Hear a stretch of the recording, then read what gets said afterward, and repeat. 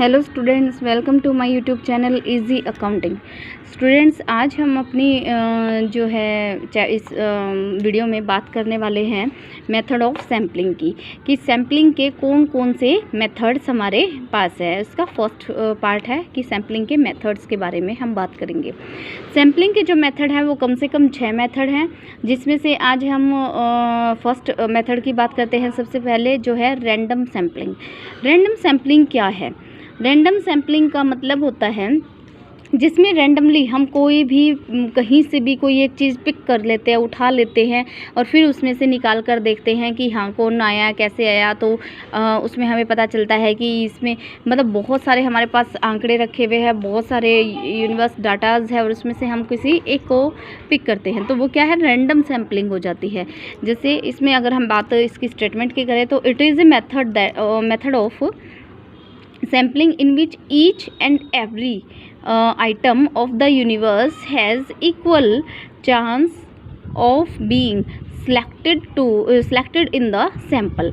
कि ये कौन सी मेथड है? ये वो मेथड है जिसके अंदर सैम्पलिंग का जिसमें ईच एंड एवरी आइटम की हर आइटम को पूरी तरह से जो है इक्वल चांस मिलता है सिलेक्ट होने के लिए। सैम्पलिंग में सिलेक्ट होने का जिसको प्रॉपरली पूरा चांस मिलता है और जिसमें से कोई भी हम एकदम पिक कर लेते हैं, कोई एक चीज़ उठा लेते हैं। अब स्टूडेंट्स, इसमें जैसे इसके 2 पार्ट्स होते हैं, एक लॉटरी मेथड है एंड एक table of random number. Lottery method आपने सुना भी है, देखा भी होगा बहुत बार कि लॉटरी निकलती है या लॉटरी लगाई गई है। तो वो क्या चीज़ होती है? वो यही, जैसे मान लो कुछ लोग हैं, हमने क्या किया, उनके नाम डाले और एक बाउल में डाल दिया। आपने कभी स्कूल में भी ऐसे कोई गेम खेला होगा कि एक बाउल में जो क्लास के सभी बच्चों के नाम लिख के डाल दिए गए। अब उस बाउल में से टीचर से उठवाया गया कि आप रैंडमली इनमें से कोई भी एक उठाओ स्लिप की, कौन से बच्चे का नाम निकल के आ रहा है, उससे हम कुछ एक्टिविटी करवाएंगे। तो आपने वो बच्चे का नाम उठाया, टीचर ने जब उठाया तो उसमें किसी बच्चे का नाम निकला और उससे वो एक्टिविटी आप जो करवाना चाहते करवाई। अब क्या हुआ इसमें उस बाउल में जो नाम थे उनको सबको प्रॉपरली जो है सिलेक्ट होने का मौका मिल रहा था, यानी कि हर आइटम जो है यहाँ पर प्रॉपर वे में पार्टिसिपेट करता है और रैंडमली हम किसी को भी चूज़ कर लेते हैं। तो ये था आपका लॉटरी मेथड था। ये दूसरे इसमें है table of random number. Table of random number का मतलब क्या होता है कि बहुत सारे हमारे स्कॉलर्स हैं, उन्होंने दी हुई है टेबल्स की रैंडम नंबर हम टेबल्स में डालते हैं, जिसमें से टिपेट का जो है वो बहुत फेमस है और बहुत अच्छी भी है। टिपेट्स टेबल हैज़ इन्वॉल्व 10,400।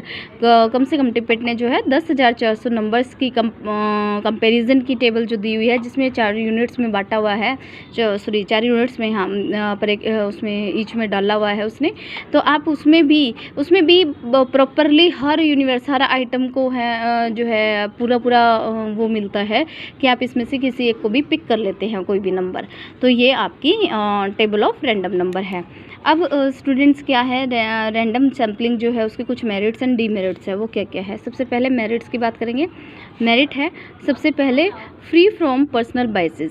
अब क्या है, रैंडमली हम किसी को भी उठा रहे हैं, हमारे पास बहुत सारे पर्सन्स हैं और हम उसमें से किसी एक को भी उठा रहे हैं, तो हमें नहीं पता उसमें कौन निकल आएगा। तो यहाँ पर पर्सनल बायसेस जो है वो नहीं हो सकती, बिल्कुल भी नहीं हो सकती। किसी का भी नाम सेलेक्ट हो सकता है, किसी को भी चूज़ किया जा सकता है। दूसरा आता है इक्वल चांस ऑफ सिलेक्टिंग, कि यहाँ पर क्या है, सिलेक्ट होने का इक्वल चांस मिलता है, कि इक्वली जो है हर आइटम को मौका मिलता है कि उसमें से किसी को भी उठाया जा सकता है, किसी को भी देखा जा सकता है, तो वो बराबर चांस है।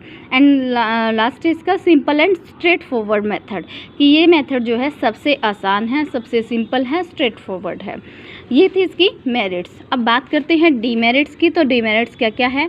This method does not guarantee proportionate representation of different item in the universe. अब ये क्या कह रहा है कि ये जो मेथड है ना, ये गारंटी नहीं देता कि हर एक के प्रोपोर्शनेट रिप्रेजेंटेशन मिले। जैसे देखो स्टूडेंट्स, इसको ऐसे समझो।